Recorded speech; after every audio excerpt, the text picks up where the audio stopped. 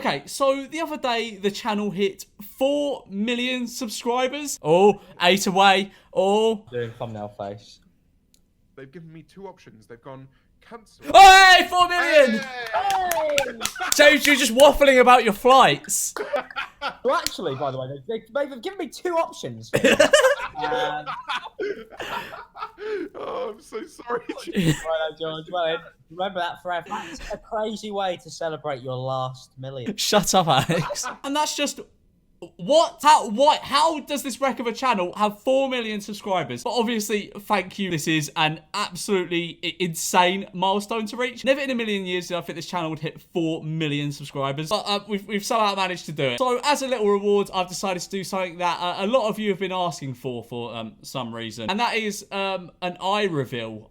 I'm not joking. Lots of people have actually been asking for that. So here it goes. That looks so odd. I don't like that at all. They're going back on.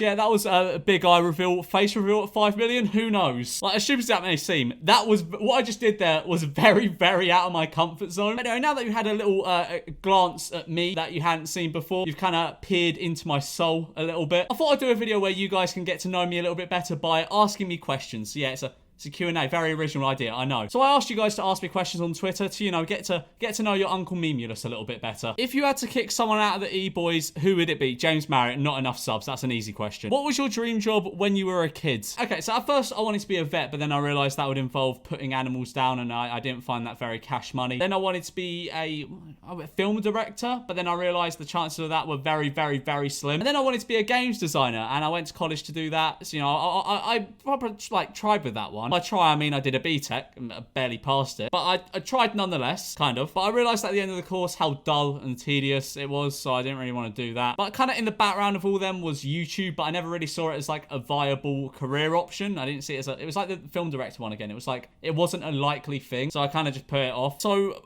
for my dream job as a kid, I'd definitely say it was YouTube. Tell me your favorite Netflix shows right now. Honestly, I'm not really watching that much Netflix at the moment. I know it's weird considering we're all locked inside, but I'm not really watching it that much at the moment. I'm only just playing FIFA. But for the 5 people that haven't seen it, Tiger King is really good. I also like it. It's not a Netflix show, but it's on Netflix. It's called Inside Number 9. If you like Black Mirror, you'll love it. It's like an anthology series, so each episode is its own self-contained story, and each episode tends to have like a big twist at the end. It's really good. I love it. And also Black Mirror has to be up there, obviously. What's your favorite video you've made? It's hard to pin it down to just one, but I'd say at the moment it's probably my Discord school videos. But then again, I look back on a lot of videos I did in the past with prides, like the Fiverr videos, some of the gaming ones. You know, them sort of videos, they're ones you can look back on in years time with prides that you can't really look back on, like, you know, topical commentary videos with. Can you rate this image out of 10? I mean, I've only kept this one in because I've seen it, so now you have to, but I give that a -10. It's just inappropriate. There's something about that that's just really, really inappropriate. When you started YouTube, did you ever imagine yourself coming this far, or did it start as a hobby that wasn't expected to get anywhere? Definitely a hobby that I didn't expect to get anywhere. But I think if you're going into YouTube and thinking it's going to be your career, you're going about it the completely wrong way, because chances are you're setting yourself up for disappointment, because it's really not that easy to make a channel grow very quickly, and it's even harder to sustain that. So yeah, I definitely just saw it as like a hobby. I never really saw it as like an actual viable career. What are your plans after YouTube? That's actually a really good question, because I don't know. Nobody knows where they're going to be in 10 years. Even like them YouTube gurus that act as though they know everything and they got it all figured out. They don't know where they're going to be in 10 years. But something I started doing pretty recently was investing in like startup companies. And I mean, now's a better time than ever to tell you about them. First of all, we got this one here, Dash Water. Honestly, this shit good. This shit is so good. I cannot rate this highly enough. It's all I drink at the moment. And it's got no calories, which is kind of cash money. And then we got another one called Charged Up. You might have seen these at like bars or shopping centers or festivals and stuff like that. Basically, they're like portable chargers that you can rent and just put back whenever you're done. So yeah, very useful one, this. And then there's Face It, which is like an esports company. Like, they do tournaments, they do like online matchmaking and stuff. It's good. It's good. So yeah, to answer that question, I don't know, but I'm just trying to invest my money as wisely as I can. Will we ever get a taste of your guitar play? Now, actually, you know what? Someone paid $35 for me to do this on Cameo the other day. I don't know why, but I'll give it to you now for free. All right, I'm gonna play you Mary Had a Little Lamb. Absolute belter.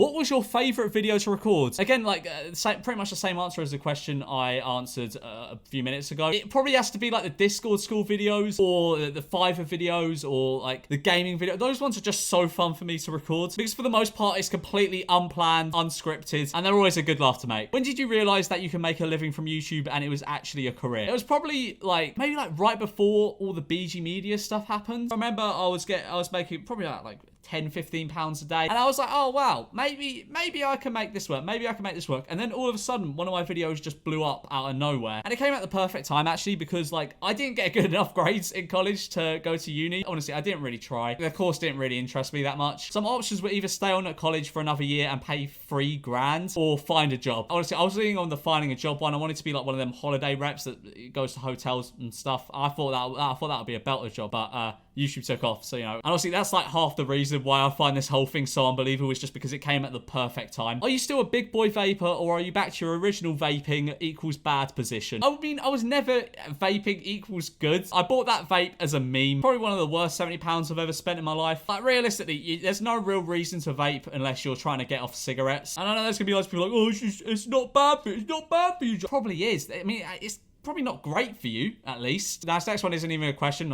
He just tweeted it under the Memeulous 4mil hashtag, so I thought I'd share it with you. Were you always planning on hiding your face / wearing a mask? Also, how did you decide what your mask was? I was never really planning on like, I mean, my channel kind of blew up when I wasn't showing my face, and I never really saw a reason to. I never planned on wearing a disguise or a mask or anything until one day Alex came around my flat. This was before I lived with him, and he wanted to record a video, but he didn't want to do it he wanted to do it face cam. So I was like, okay, what have I got in my flat that I can use to hide my face? So I was looking around. I found a bandana I bought for some reason a few months prior, sunglasses and a hat, and I was like, okay, you know what, I'll make it work this way. And Charles, I don't even know why I bought a bandana, because I wouldn't use it. I wouldn't wear it for anything. I guess it was just kind of luck that I bought that. Otherwise, it could be something else wrapped around my face, like a t-shirt or something. I don't know. What was the main thing that drove you to making videos? There wasn't really a main driving like force that made me want to make videos. It was mainly just I wanted to, and I think that's probably the best driving force you can have. Do you ever iron your bed sheets because they're I hate this question so much. Like, my bed it's big. It's a big old bed. It's like 7 meters by 6 meters or something like that. It's big. I'm not ironing those. I could barely iron a t-shirt. I'm not ironing my bed sheets. Will you be doing any more Reddit? Have you seen my second channel? It's 90% Reddit content at this point. Of course I'll be doing more Reddit videos. Is the sky blue? How do you explain to people that YouTube is your job? I honestly don't at this point. I just make up something else. Like, because I just don't want to go through the whole, like, because everyone asks the same questions, and I mean, it's fine. I get everyone's curious, but it's just I don't want to answer the same question 1,000 times. Like, whenever you tell someone YouTube's your job, the first question is always, how do you make money off it? And the second question is always, how much money do you make off it? So normally I just say something like, oh, I work in social media. How did you and the E-boys meet? I met Alex in like 2017 at a party. I think it's April 2017. Then I met Will.